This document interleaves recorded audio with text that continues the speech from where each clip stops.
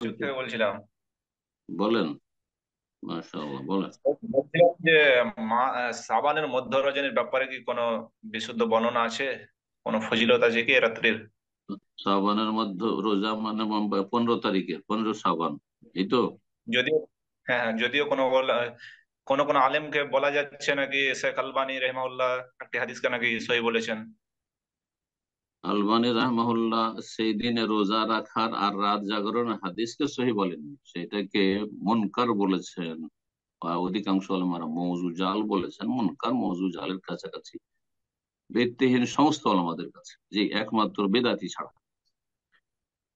আলবানী যেটিকে হাসান বা সহি বলেছেন সেটি হচ্ছে, এই রাতে আল্লাহ রাব্বুল আলামিন দুনিয়াবাসীর দিকে তাকান। ইন্নাল্লাহ লা ইয়াত্তালিউ ফি লাইলাতিন নিসফি মিন শাবান, হ্যাঁ, ফায়াগফিরু, হ্যাঁ, লিকুল্লি আবদিন, প্রত্যেক বান্দা, ও কামা ক্বালা সাল্লাল্লাহু আলাইহি ওয়াসাল্লাম, প্রত্যেক বান্দাকে আল্লাহ মাফ করেন, ইল্লা লিমুশরিকিন আও মুসাহিন, একমাত্র মুশরিককে মাফ করেন না, আর বেদাতিকে মাফ করেন না। আর মোশাহেনের একটি তফসির, আর একটি হচ্ছে যে যারা বিদ্বেষী, শত্রুতা বিদ্বেষ রাখে মুসলিম সমাজে, মানব সমাজে, তাদেরকে আল্লাহ ক্ষমা করেন না। কিন্তু এতে তো বলা হয়নি যে দিনে রোজা রাখো, তো রাত্রে নফল পড়ো, দোয়া করো, রাত জাগো, কিছুই নেই এই রাতটি সম্পর্কে। তারপরে আলবানী এই হাদিসটাকে যে সহি বলেছেন, অন্য অধিকাংশ ওলামারা কি বলেছেন? আলবানী বড় ইমাম না ইমাম আহমদ, হ্যাঁ, ইমাম ইয়াহিয়া ইবনে মাহিন, হ্যাঁ, তারপরে ইমাম বুখারী, তারা বড় ইমাম। আপনি চিন্তা করেন তো, ইমাম মুসলিম। তো এক শ্রেণীর লোকেরা সুবিধাবাদী আসলে, অথবা বুঝে না যে কোনখানে কাকে রাখতে হবে।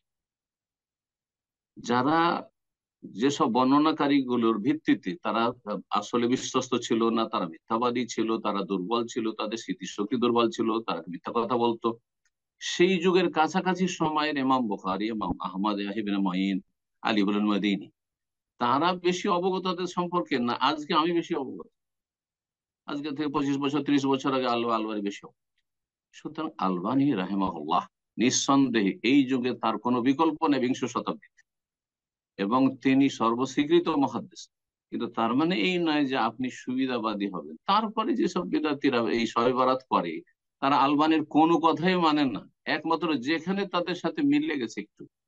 তারপরে কতটুকু মিলেছে যে এই রাতটা ফজিলতের রাত, এই রাতে আল্লাহ মাফ করবেন, কিন্তু শর্ত শিরক মুক্ত হওয়া, মানে তৌহিদবাদীকে মাফ, বেদাতিকে মাফ করবেন। মুসাহিন মানে বেদাতি, বেদাতিকে মাফ করবেন না, মিলাদিকে মাফ করবেন না, যারা সবাই বলে তাহলে মাফ করবেন না, সন্ন্যতের অনুসারীদেরকে আল্লাহ মাফ করবেন। এতটুকু বোঝা যায় শুধু। এই হাদিসে তো নেই যে এই রাতে কোনো আমল করো, এই দিনে কোনো আমল করো, এই রাতের কোনো আর কিছু করণীয় আছে, কিছুই নেই। তাহলে তিলকে তাল করা তো জায়েজ নয়। হাদিসটাকে যদি সহি মেনেও নেই, তো তিলকে তাল করা তো জায়েজ নয়। সেটা হচ্ছে যারা তৌহিদের তৌহিদ প্রতিষ্ঠাকারী, সুন্নতের অনুসারী, এবং যারা হিংসা বিদ্বেষ রাখে না, তাদেরকে আল্লাহ এই রাতে মাফ করবেন, ওয়াদা করেছেন। জি, বাস, আপনি তাই করুন।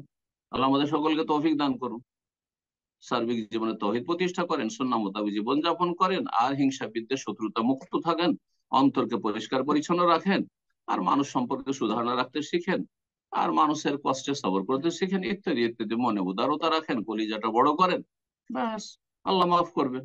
জি, এটা যে কোনো সময় মাফ করবে, বিশেষ করে সেই রাত, তা হইতে পারে। জি, যদি হাদিস সহিহ হয়, এর বেশি কিছুই নেই তাতে। আশা করি বোঝা গেছে। জি, বারাকাল্লাহ।